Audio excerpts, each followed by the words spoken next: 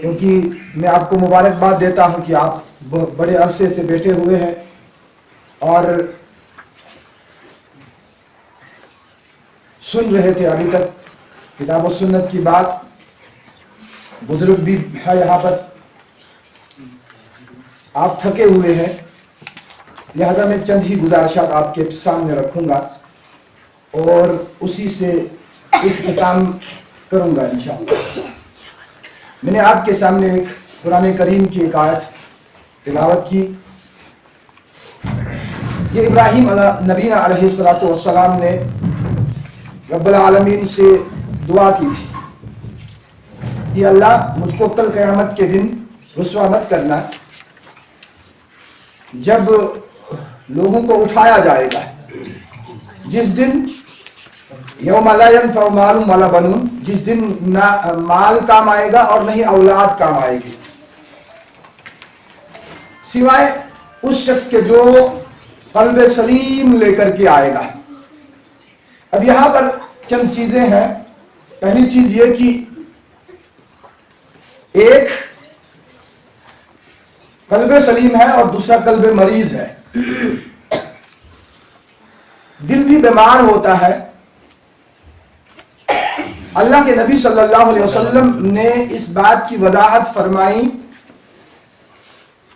کہ دلوں کے اندر بیماریاں ہوا کرتی ہے, جس کا تذکرہ رب العالمین نے قرآن حکیم میں کیا, فی قلوبہم مرض فزادہم اللہ مرضا.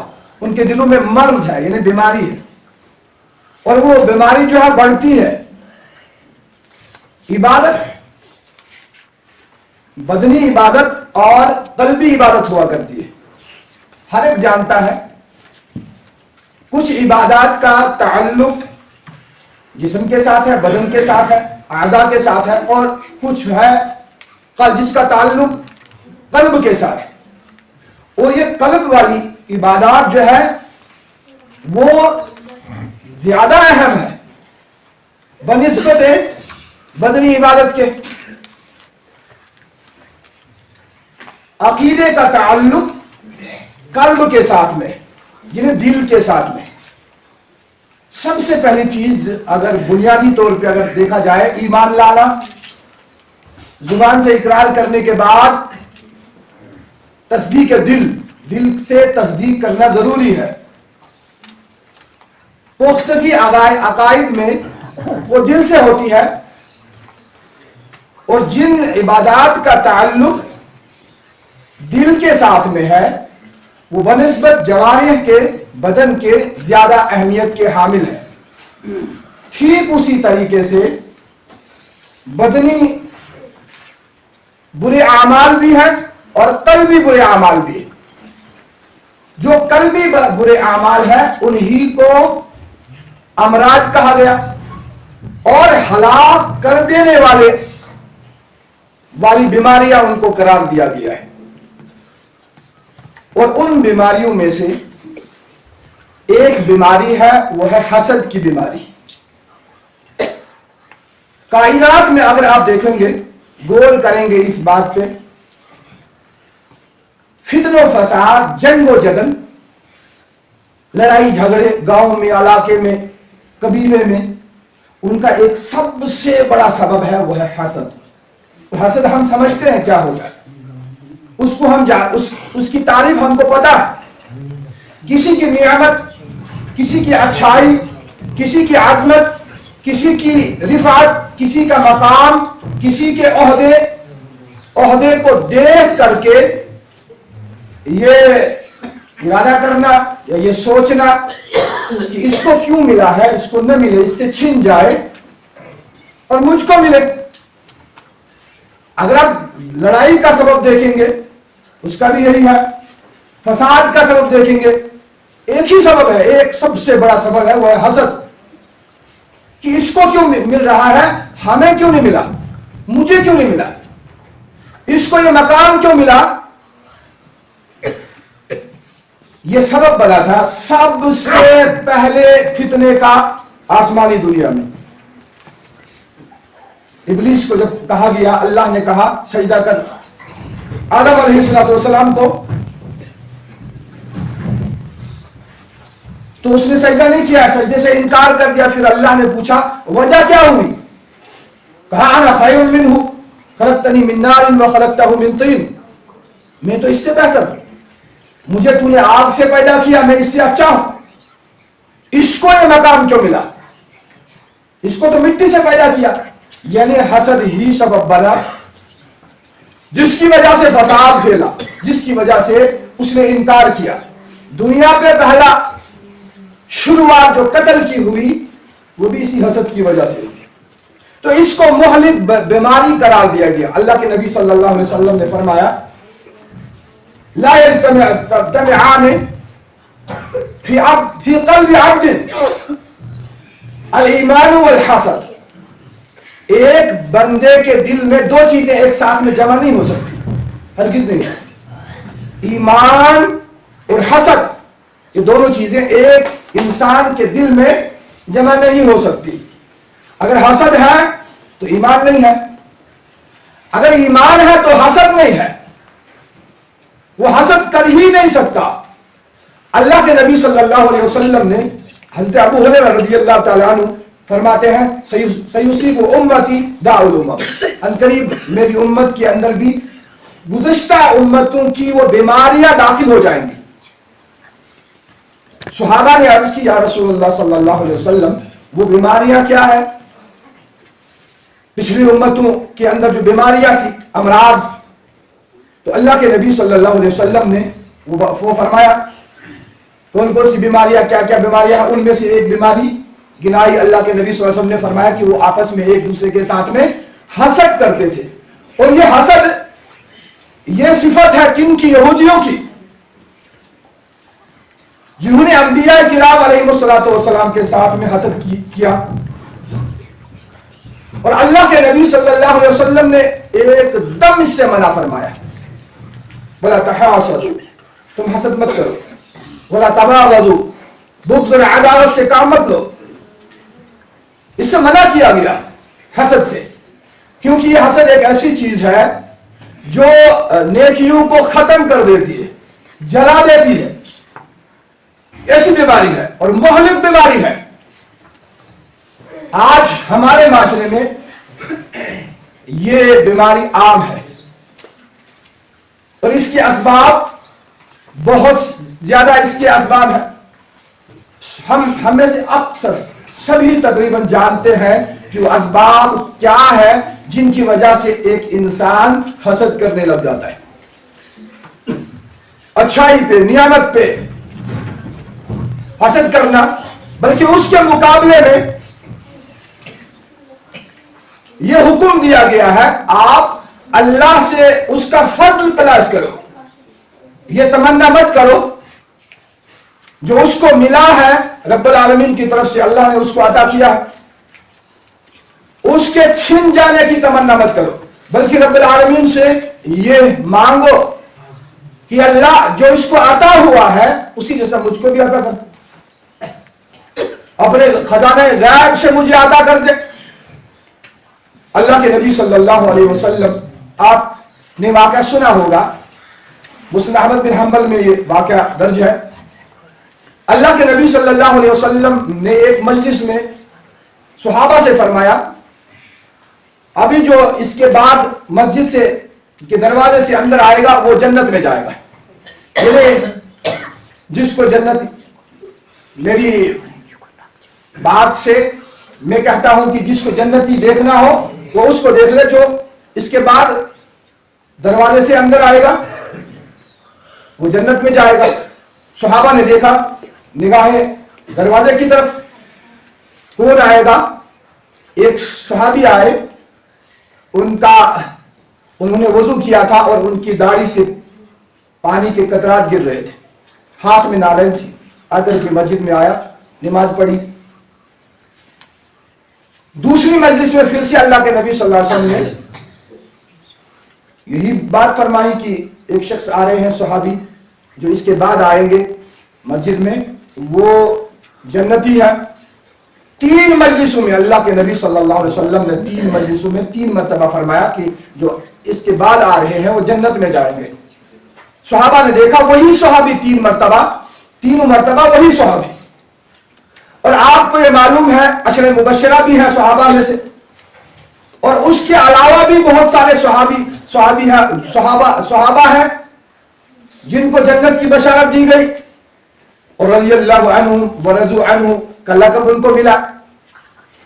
اب سوچنے کا مقام ہے، اس صحابی کا تذکرہ ہوا، اللہ کے نبی صلی اللہ علیہ وسلم نے اپنی طرف سے تو نہیں فرمایا، جب تک تو جبرائیل نے خبر دی محمد رسول اللہ صلی اللہ علیہ وسلم کو کہ اللہ کی طرف سے اس کے بارے میں بشارت آئی ہے کہ یہ جنت میں جائے گا۔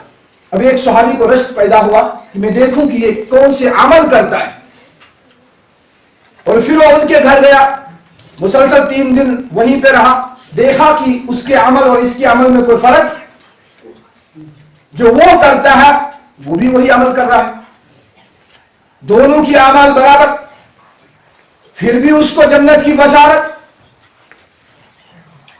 تیسرے دن جب واپس آیا تو اس نے پوچھا کیوں آیا تھا؟ اس نے کہا کہ میں اس غرض سے آیا تھا تاکہ میں دیکھوں آپ کے اندر کون سا ایسا عمل ہے جو ہم میں نہیں ہے، اور پھر اللہ کے نبی صلی اللہ علیہ وسلم نے 3 مرتبہ بشارت کی آپ کو جنت میں جنتی ہونے کی۔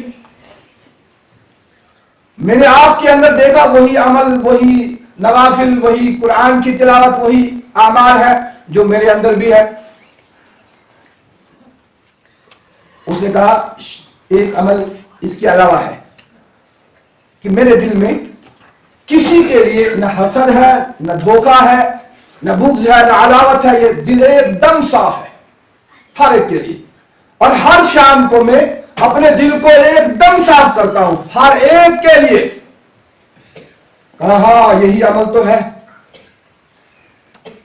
یہی عمل تو ہے جس کی بدولت رب العالمین جو عمل جو ہے رب العالمین کو اتنا پسند آیا کہ جبرائیل امین کو بھیج دیا۔ اور پھر اللہ کے نبی صلی اللہ علیہ وسلم نے ایک درس دے دیا امت کو، اب بتا دیا یہ جنت میں جائے گا، بس کافی تھا، لیکن امت کو درس دینا تھا۔ جنت میں جانے کے لیے بہت زیادہ اعمال کی ضرورت نہیں، بلکہ اس عمل کی ضرورت ہے جو اللہ اور اس کے رسول صلی اللہ علیہ وسلم کے نظام کے مطابق ہو،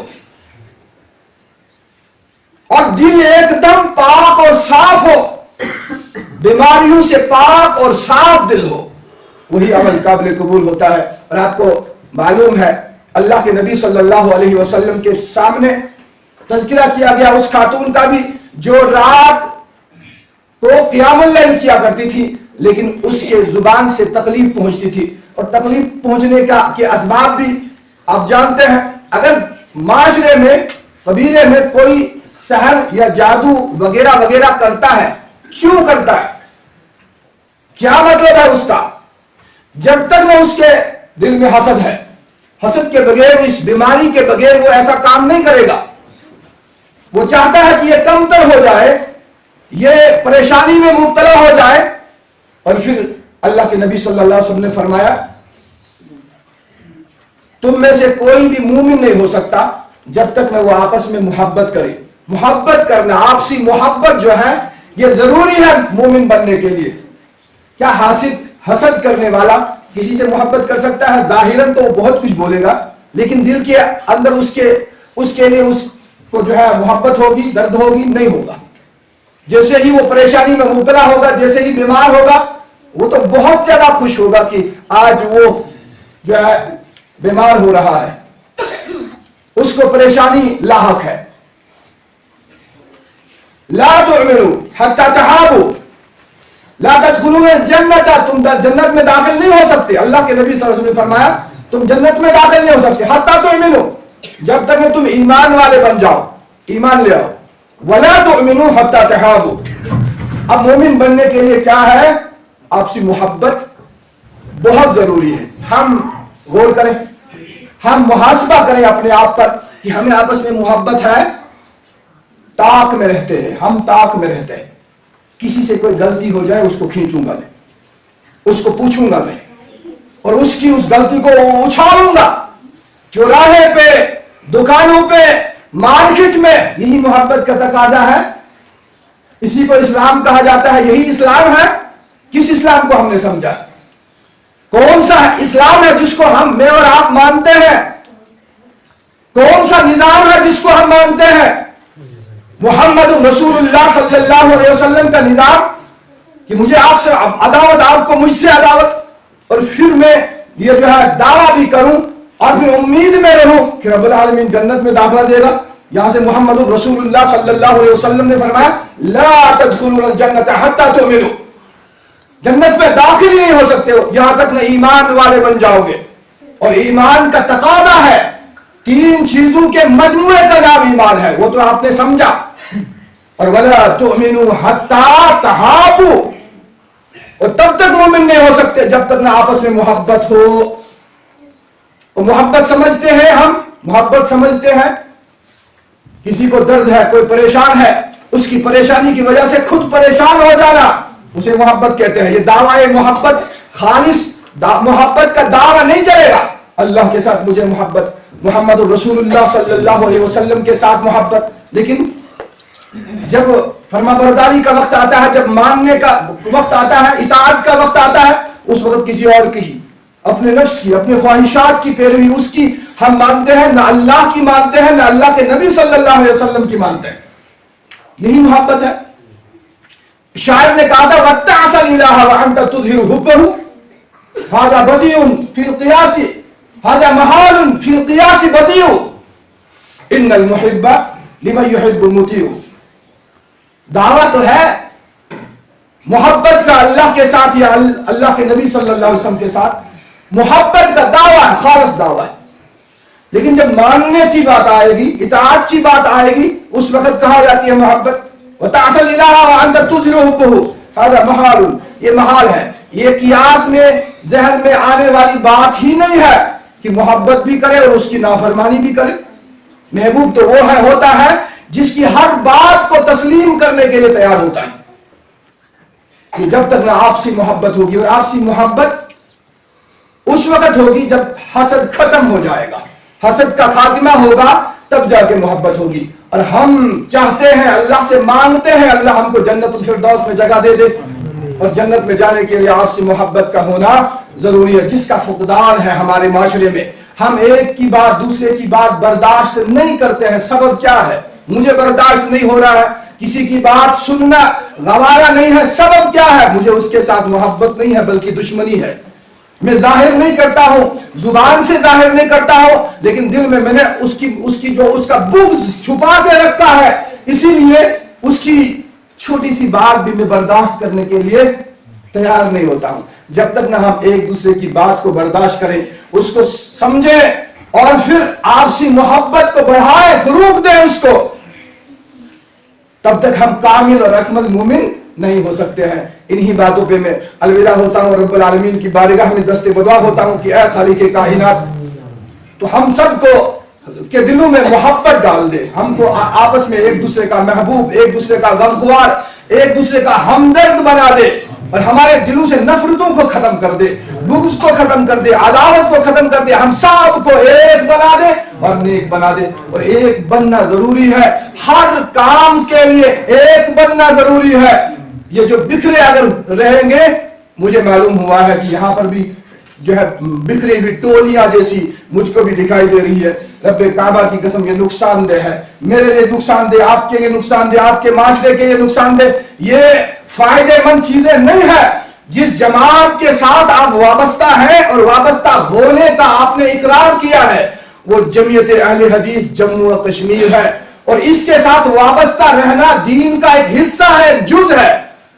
یہ ہماری ضرورت ہے، ان کی ضرورت نہیں ہے، یہ ایمان کا حصہ ہے، ایمان کا جز ہے، اور ہم جماعت کے ساتھ وابستہ ہیں، یہ ہمارے ایمان کی مضبوطی کا ذریعہ ہے۔ یہ مت سمجھنا لا اسلام الا بالجماع، اسلام کا تصور ہی نہیں ہے جماعت کے بغیر۔ اور وہ جماعت کون سی جماعت ہو؟ جو حق کی ترجمان ہو، توحید کی نشر و اشاعت کے لیے جس کی بنیاد ڈالی گئی ہو، اور وہ جس کی بنیادیں ہوں صحابہ کرام رضوان اللہ علیہم اجمعین کے منہج کے مطابق، وہ واحد جماعت ہے جمعیت اہل حدیث جموں و کشمیر، جس کے ساتھ وابستہ ہونے کا ہم نے عہد بھی کیا ہے، اور وہ عہد انسانوں کے ساتھ میں نہیں بلکہ اللہ کے ساتھ میں عہد کیا ہے۔ قرآن و حدیث کی نشر و اشاعت کی جماعت توحید کی علم کی آبیاری کرنے والی جماعت اس کے ساتھ منسلک رہنا ہمارا فریضہ ہے. اور یہ جمعیت اہل حدیث جموں و کشمیر کے ساتھ میں منسلک آج ہوئی. آج آپ نے کام کیا ہے کہ اس جامع مسجد کو آپ نے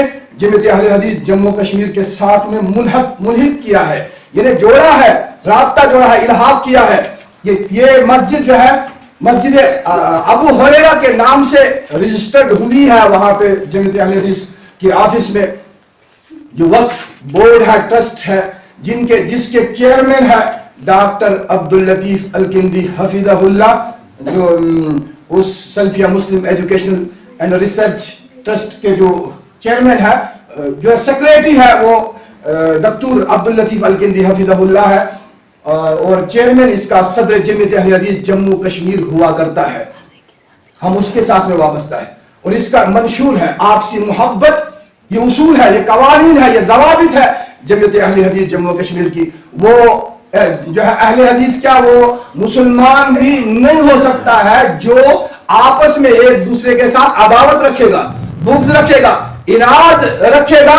وہ تو اہل حدیث کیا, وہ مسلمان اسلام کے دائرے میں رہتے ہوئے مومن نہیں ہو سکتا, کیونکہ اس کے لیے محمد رسول اللہ صلی اللہ علیہ وسلم نے واضح الفاظ سے یہ فرما دیا, لا تؤمنوا حتی تحابوا, تم مومن نہیں ہو سکتے جب تک نہ آپس میں ایک دوسرے کے ساتھ محبت کرو. اور ان محبت کے تقاضوں کو ہم سمجھیں, اس پہ غور کریں اور پھر اپنائیں ان کو, اور اپنے اس علاقے کو, اس ملت کو, اس جو ہے گاؤں کو امن کا گہوارہ بنا دے. رب العالمین ہمیں آپس میں ایک دوسرے کا بھائی بھائی بنا دے. اور اللہ کے نبی صلی اللہ علیہ وسلم نے مثال دی ہے مومن کی جسد واحد کی طرح, ایک جسم کے مانند ہے مومن. جب اس کے کسی بھی عضو میں جو ہے پیر کے انگوٹھے میں اگر کانٹا چبھے گا, پورا جسم درد محسوس کرے گا. ویسا مسلمان ہونا چاہے, ویسا مومن ہونا چاہے. مشرق کے مسلمان کے جو ہے مسلمان کو تکلیف پہنچے, مغرب کا مسلمان بھی تڑفنا چاہے اس تکلیف سے. اگر اس کے دل کے اندر تڑف نہیں ہے, اگر وہ پریشان نہیں ہو رہا ہے, اس کا مطلب ہے اس کو محبت نہیں ہے. تو یہ محبت کا ہونا ضروری ہے, آپسی محبت. رب العالمین ہم کو آپس میں ایک دوسرے کا بھائی بھائی بنا دے. اے اللہ عداوت کو ختم کر دے, جو ہے کینہ اور بغض کو ختم کر دے, اس حسد کا ہمارے دلوں سے خاتمہ کر دے. یا اللہ آج تیرے گھر میں ہم جھولی پھیلائے ہوئے ہیں, ہم سب کو ایک بنا دے اور ایک بنا دے. اے خالق کائنات ہمارے گناہوں کی مغفرت فرما, ہمارے والدین کے گناہوں کی مغفرت فرما دے. جو اس دنیا سے چلا گیا, حال میں شمس الدین صاحب چلے گئے, رب العالمین مانگتے ہیں کروٹ کروٹ جنت الفردوس میں اعلیٰ مقام عطا فرما دے. یا اللہ ان کی قبر کو حد نگاہ تک جو کشادہ فرما دے, ان کے سیئات سے درگزر کا معاملہ فرما دے. یا اللہ تو عفو اور درگزر کرنے والا ہے, معاف کرنے والا ہے, غفور الرحیم ہے. یا اللہ اس کی مغفرت فرما دے, اس خاتون کی بھی مغفرت فرما دے. یا اللہ جو بھی اس بستی کے رہنے والے اس سے پہلے چلا گئے, یا اللہ ان کی مغفرت فرما دے. یا اللہ میرے نانا نانی جو ہے وہ بھی قبروں میں مدفون ہے, اے خالق کائنات مانگتے ہیں ان کی مغفرت فرما دے, ان کو جنت الفردوس میں اعلیٰ مقام عطا فرما دے, ان کی قبروں کو وسیع فرما دے, ان کے سیئات سے درگزر کا معاملہ فرما دے, ان کے حسنات میں اضافہ فرما دے, اور وہ سبب بنا دے جنت الفردوس میں جانے کا, جہنم کے عذاب سے خلاصی کا باعث بنا دے. ہمارے گناہوں کی مغفرت فرما, ہمارے والدین کے گناہوں کی مغفرت فرما دے. میں آپ سب کا مشکور ہوں, ممنون ہوں. آپ آئے, اپنے گھروں کو جو ہے ترک کیا اور اللہ کے گھر میں تشریف رکھے, اور اب تک سنتے رہے. یا اللہ آپ کا یہ سننا قبول فرما دے, اور یہی ذریعہ بنا دے, آپسی محبت کا ذریعہ بنا دے, آپسی عداوت کے خاتمے کا سبب بنا دے. یہی ہمارا بیٹھنا اللہ کے گھر میں. یا اللہ تیرے گھر میں آئے ہوئے ہیں, بزرگ ہیں اور عمر رسیدہ لوگ ہیں, اللہ ان کی آمین کو قبول فرما دے. نعم البدل عطا فرما ہم کو دنیا میں بھی اور آخرت میں بھی. میں اپنے علماء کا بھی مشکور ہوں جو تشریف لے آئے, رب العالمین ان کا آنا قبول فرمائے اور ہر قدم پر ان کو نیکیوں سے نوازے رب العالمین. اقول قولی ھذا واستغفر اللہ لی ولکم ولسائر المسلمین من کل ذنب انہ تعالی جواد کریم ملک بر رؤوف رحیم. السلام علیکم. جزاک اللہ خیر و بارک فیک. بہت ہی مشکور ہوں اپنے شیخ محترم کا. اس مسجد کے بارے میں ایک بات بتانا میں بھول گیا, مجھے دل میں شاید چبھتی رہتی, چونکہ میں نے جب تذکرہ کیا کہ اس مسجد کے ساتھ میں ہی مقبرہ بھی ہے, قبرستان بھی ہے, اور یقیناً جن لوگوں نے زمین دی ہے وہ اپنی اتنا ہی حصہ دے گئے, اور ہمیں اتنا بڑا حصہ دے کہ پورا گاؤں اس وقت اس کے اندر جمع ہے. تو میں مناسب سمجھتا ہوں کہ میں پھر سے زحمت دوں گا اپنے جو ہے صدر محترم کو اور نائب صدر ضلع جو ہے شیخ نذیر مدنی کو کہ آپ تشریف لائے اور ہماری جو جنہوں نے زمین وقف کی ہے ان کی اولاد میں سے اس وقت جو موجود ہیں وہ بھی سامنے آئیں گے اور یہ پھر سے جو ہے سند ہاتھ اپنے ہاتھ میں تھمائیں گے. میں وعدہ کرنا چاہوں گا یہاں سے اپنے انکل جو ہیں محمد شریف صاحب کو بھی اور یہاں سے محمد عاشور شریف صاحب سے بھی آپ بھی آئے اور یہ اپنے ہاتھ میں تھما لیجیے. بارک اللہ.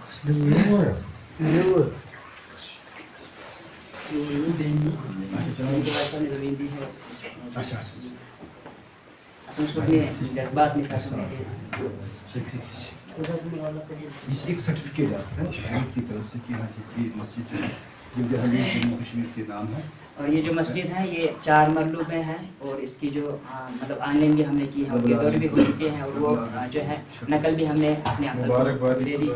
مبارک حقدار ہے یہاں کے عوام.